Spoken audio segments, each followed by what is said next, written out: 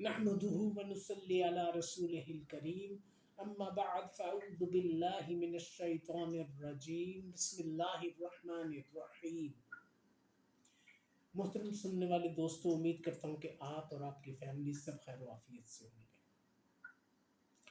आपकी पेशेंस का बहुत बहुत शुक्रिया कि आपने 6 वीडियोस तक इंतज़ार किया, मुझे सुना। प्रिकॉशंस ज़रूर जो एहतियातें थी, तदाबीर थी, जो प्रोज़ एंड कॉन्स थे, फ़ायदे और नुकसानात, उनको भी आपसे डिस्कस करना बहुत ज़रूरी था, क्योंकि ये कोई एक आध दिन की प्रैक्टिस नहीं थी।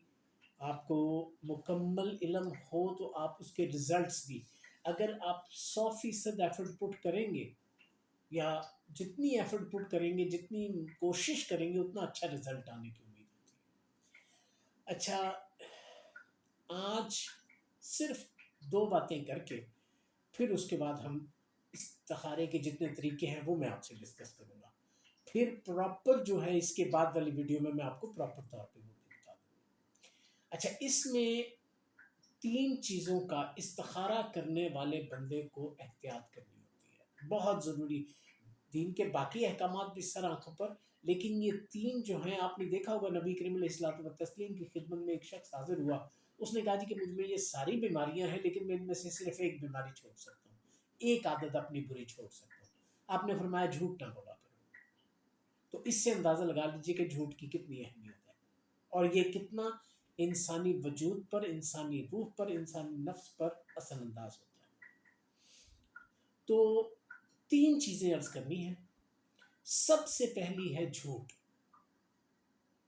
आपने झूठ बोलने से, अच्छा ये कोई आसान काम नहीं है, इसको बंदा आहिस्ता आहिस्ता ही छोड़ सकता है।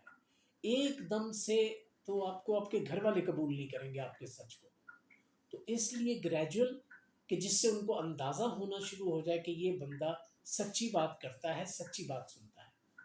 अगर आप में हिम्मत नहीं है किसी दूसरे के, आप जानते हैं कि ये बंदा झूठ बोल रहा है, तो वहाँ रहनुमाई करने वाले हमेशा कहते हैं कि तुम्हारी खामोशी सबसे बेहतर है, कि खामोश रहो, सुनते रहो, लेकिन उसको एहसास ना होने दो कि वो झूठ बोल रहा है। खैर, आपके लिए जो मशवरा, दरख्वास्त, और इस पे आपने बड़ी तनदही से अमल करना है, सख्ती से मैं नहीं कह रहा, तनदही से, कि इसको आहिस्ता आहिस्ता अपनी ज़िंदगी से झूठ को निकालना है, सच्चाई की तरफ कदम बढ़ाने हैं। अच्छा, दूसरे नंबर पर आपने हलाल रिज्क की कोशिश करनी है। अच्छा, ये भी आसान काम नहीं है, बहुत मुश्किल स्टेप्स हैं। बंदा चारों तरफ से घिरा भी होता है और फिर उससे इंसान में लालच भी है, फ़रेब, बहुत सारी प्रॉब्लम्स हैं। लेकिन बहरतौर जितनी अल्लाह ताला ने आपको हिम्मत और ताकत दी है, आपने हराम लुक़्मे, हराम रिज़्क से बचना है। वो किस लिए? वो इसलिए कि जब हराम का लुक़्मा आपके जिस्म में दाखिल हो जाता है, तो 40 रोज़ के लिए ना कोई आपकी इबादत कबूल होती है, ना दुआ कबूल होती है, आपका हर अमल आपके मुँह पर मार दिया जाता है। तो तसव्वुर कीजिए, कहाँ आप इस्तिखारे की दुआ पढ़ेंगे, फिर अल्लाह ताला के हुज़ूर गिरियाज़ारी, हिसार जो करना है वो भी कोई नहीं, तो फिर कैसे आप उसको अदा। ग्रेजुअली, आहिस्ता-आहिस्ता इसको भी आपने ख़त्म करना है। और तीसरी और आखिरी चीज़, आपने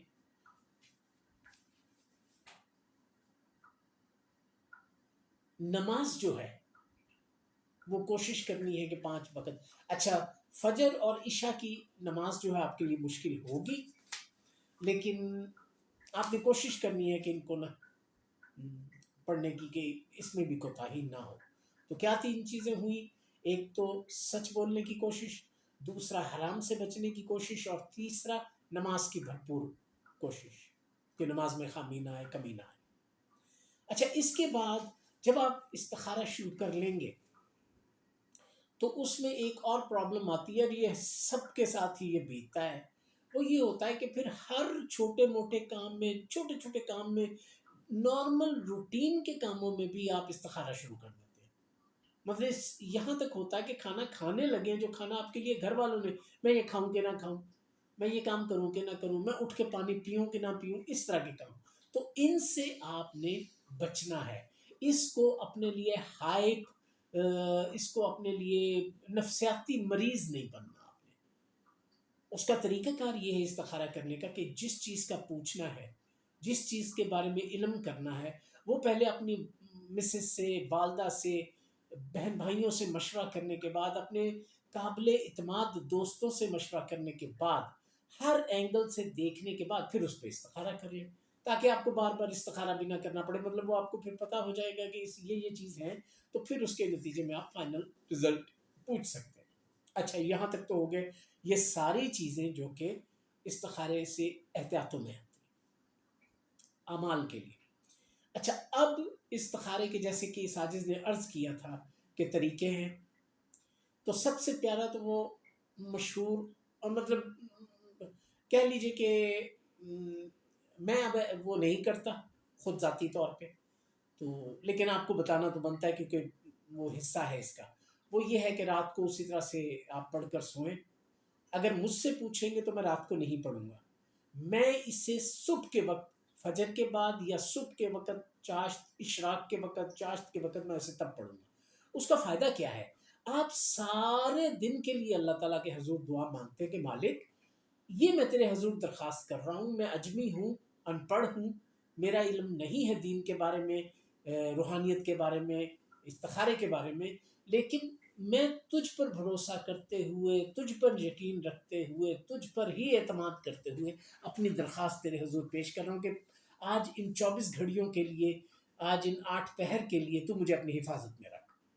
میرے کاموں کو، دین کے کاموں کو، دنیا کے کاموں کو، میرے جو برے کام ہیں ان سے مجھے اپنی پناہ میں رکھ، جو اچھے کام ہیں ان کی مجھے توفیق دے، اس میں برکت ڈال، میری مدد فرما غیبی، اور میرے لیے کام آسان کر دے، اس طرح کر کے. اچھا، اب ہم آ رہے ہیں کہ میں ویسے اس سے اگلی ویڈیو میں آپ کو پراپر طریقے سے صبح کس طرح سے شروع کرنا ہے وہ سارا بتاؤں گا، لیکن اس وقت ہم آ گئے ہیں کہ سب سے پہلا طریقہ ہے کہ آپ نے رات کو خواب کی صورت میں آپ نے رنگ دیکھنے، اس میں جو کچھ بھی، ٹھیک ہے.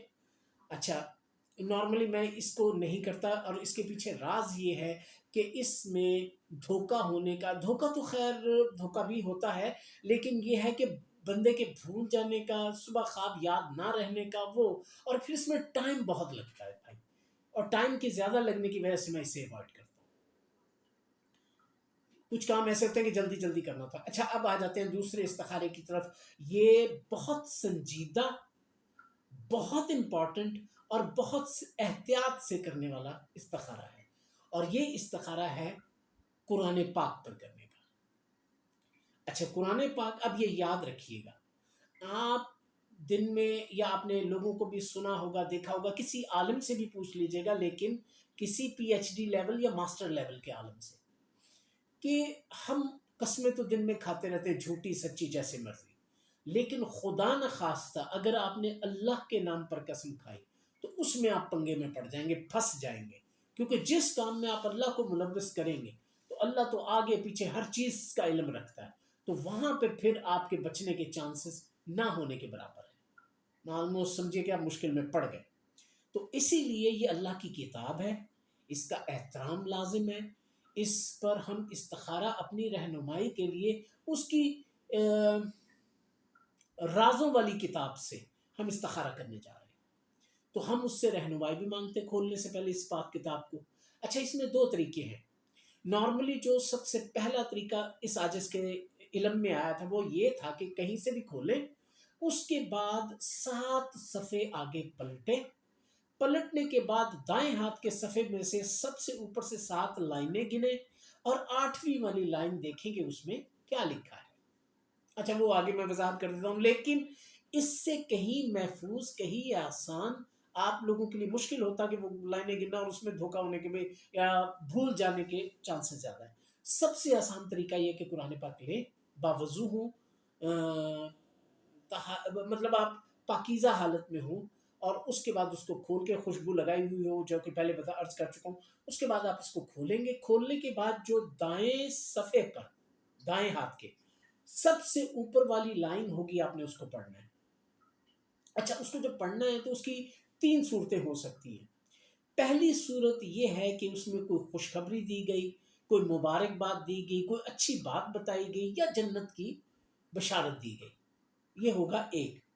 دوسرا ہے کہ گو مگو کی کیفیت ہے، بات کلیئر نہیں ہے، یا رکنے کا اشارہ ہے، یا ڈیلے ہے، یا تاخیر ہے، اس طرح کی کیفیت ہے۔ اور تیسری کیفیت یہ ہے کہ آپ کو سختی سے کسی عذاب کی وعید ہے، ڈرایا گیا کسی چیز سے، مطلب منع کیا گیا ہے کسی بھی سینس میں۔ یہ 3 کیفیات ہوتی ہیں۔ اگر منع کیا جائے تو آپ نے اس سے رک جانا ہے، اگر صبر کا کہا جائے تو صبر کر لیجئے کہ وہ مناسب وقت نہیں اس کام کرنے کا، اور ایک اگر کہا جائے کہ ہاں ٹھیک ہے کر لو، خوشخبری ہے، تو پھر اس کو فوراً پرفارم کرنے کے لیے مناسب اقدامات کیجئے۔